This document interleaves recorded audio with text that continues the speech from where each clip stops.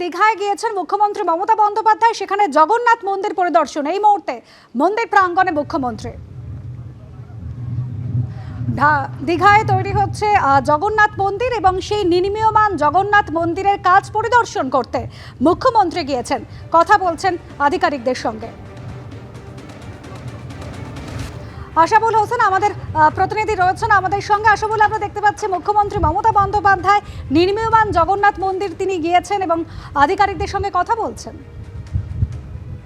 দেখো, দুদিনের এই সফরে এই পূর্ব মেদিনীপুরের দীঘাতে এসেছেন মুখ্যমন্ত্রী এবং মূল উদ্দেশ্য এই জগন্নাথ দেবের মন্দিরের যে শেষ মুহূর্তের যে কাজ চলছে সেই কাজ খতিয়ে দেখা এবং আগামী দিনে যখন এই জগন্নাথ দেবের মন্দিরের দরজা সাধারণ মানুষের জন্য খুলে দেওয়া হবে তখন মন্দির পরিচালনা কিভাবে হবে, কার হাতে মন্দির পরিচালনার দায়িত্ব থাকবে, সেই ট্রাস্টি বোর্ড মমতা বন্দ্যোপাধ্যায় আজকে গঠন করে দিতে পারেন।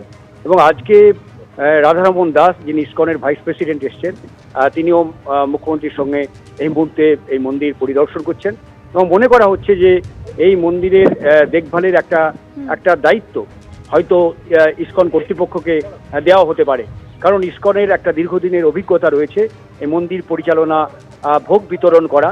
ফলে কোনো একটা গুরুত্বপূর্ণ কাজ এই মন্দিরের দেখভালের ক্ষেত্রে, পরিচালনার ক্ষেত্রে ইসকনকে দেওয়া হতে পারে বলে মনে করা হচ্ছে এবং সেই কারণেই তিনি এসছেন। এবং তুমি জানো যে 2019 সালে এই মন্দিরের ভিত্তিপ্রস্তর স্থাপন করেছিলেন মমতা বন্দ্যোপাধ্যায়। 22 সাল থেকে যুদ্ধকালীন তৎপরতায় কাজ চলছে এবং যেটা আগামী বছরের প্রথম দিকেই এই মন্দিরের কাজ পুরোপুরি শেষ হয়ে যাবে এবং পুরীর জগন্নাথ মন্দিরের আদলে এই মন্দিরটা তৈরি করা হয়েছে। তবে রাজস্থানের দামি দামি পাথর এনে একটা আধুনিকতার ছোঁয়া গোটা মন্দির চত্বর জুড়ে রয়েছে।